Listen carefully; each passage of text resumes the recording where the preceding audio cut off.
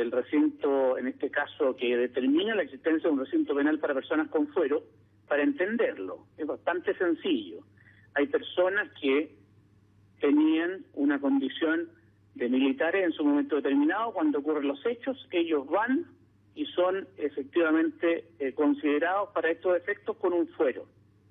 Ese fuero hace que, por ejemplo, los militares cuando tienen que declarar, ¿no es cierto?, tienen una condición especial. Es decir, hay una serie de situaciones que le reconocen al mundo militar. Este acuerdo político que facilitó la creación de un recinto penal hace, ¿verdad?, que efectivamente exista un recinto distinto. Ese fue el acuerdo político que significó la creación de estos penales. Y segundo, reconozcamos también que el penal de Punta Peuco, que está en la comuna de Tiltil, que es lejos del centro de Santiago, hace y va a obligar ahora a que las personas que son de avanzada... Lo interrumpo un segundo, diputado, porque no sé si tiene una televisión cerca, pero hay movimiento en el penal Cordillera. Vemos a un auto saliendo, todavía no sabemos si hay traslado de internos o no. Vemos una serie de autos, son 1, 2, 3, un auto gris primero, luego un auto más pequeño verde.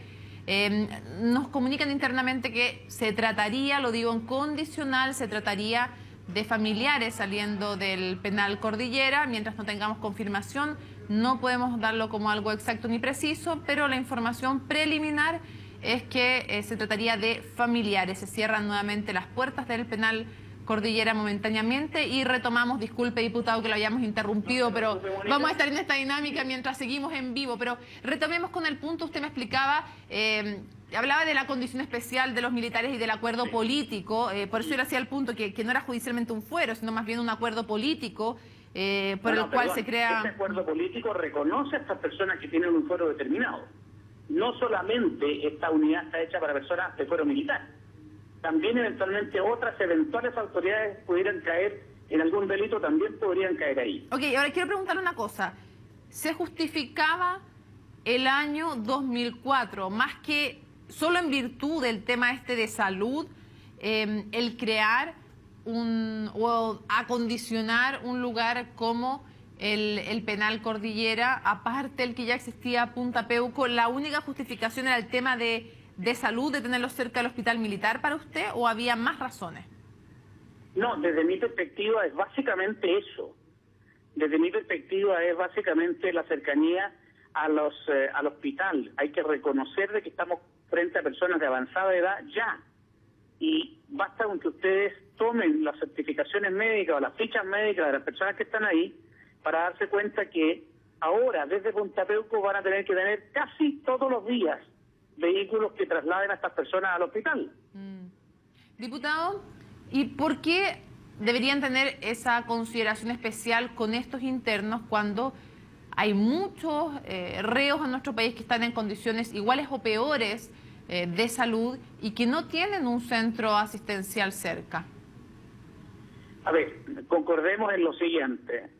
El penal Punta Peuco está bastante más lejos de un centro asistencial que cualquier otra unidad penales. Segundo, a mí, y en esto coincido en parte con su pregunta, me parece absurdo que estemos nivelando hacia abajo. Es decir, que porque en algún penal se esté mejor, todos tengan que estar peor. No, es al revés. El Estado de Chile tiene que mejorar las condiciones de su recinto carcelario para todos. Y por tanto debemos nivelar hacia arriba, no hacia abajo. Por eso me sorprende tanto ese informe que alguna autoridad judicial habría hecho, porque en definitiva pareciera ser que estas personas debieran estar todas en pésimas condiciones, cuando debe ser al revés. Claro, usted habla en el fondo de no nivelar para abajo, pero también desde la otra vereda, los que critican la situación del penal Cordillera dicen por qué ellos justamente están condenados por los delitos más graves, que alguien puede estar condenado, son los que están en mejores condiciones, no deberían estar en mejores condiciones por último, gente que esté condenado por algo menos grave. Disculpe, Mónica, pero esa es su apreciación. No, no es mi apreciación, le estoy poniendo la apreciación de muchas personas, le estoy citando a otras personas. Es la suya o la de algunas personas, pero no la de todos. Y quiero decírselo con toda claridad. Primero, hay que recordar que usted está hoy día, con los ojos de hoy, de este instante está juzgando hechos de hace 40 años. Y quiero recordarle que hace 40 años no habían conceptos como el de derechos humanos en Chile, no habían conceptos como el de lo que se han usado ahora, porque son disposiciones que han entrado en vigencia posteriormente.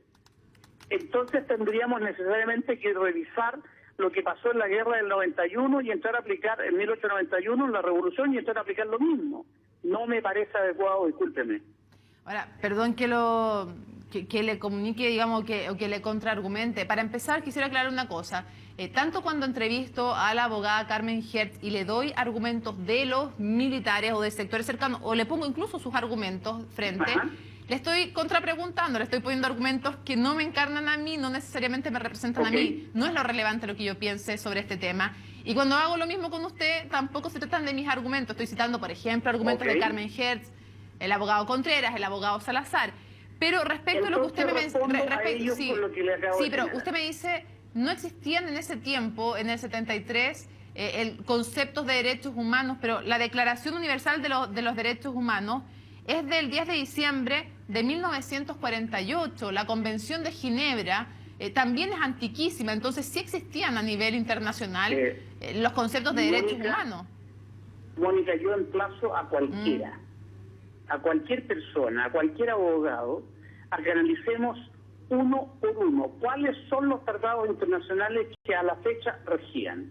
Y quiero asegurarle que ninguna de las disposiciones que hoy día se tratan con tanta libertad eran aplicables en ese momento. Por esa misma razón, yo hace algunos meses atrás presenté un proyecto de rebaja de penas tan igual como se han aprobado otros 3 por el mismo Parlamento chileno, y curiosamente el que yo presenté para estas personas fue declarado inconstitucional. Sin embargo, se habían aprobado 3 antes y no tuvieron nada inconstitucional. Diputado, ¿usted cree que, como dijo el presidente Sebastián Piñera, los que están dentro del penal Cordillera son criminales que violaron los derechos humanos?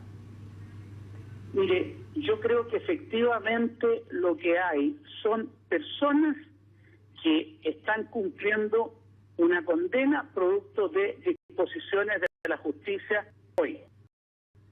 Ahora, no quiero entrar a juzgar si estos juicios han sido justos o no, porque usted y yo sabemos que existen, ¿no es cierto?, fundadas observaciones de muchos abogados que señalan que se están aplicando o no se han aplicado disposiciones que existen hoy día, y en ese sentido yo creo que efectivamente hay situaciones que por cierto, desde el punto de vista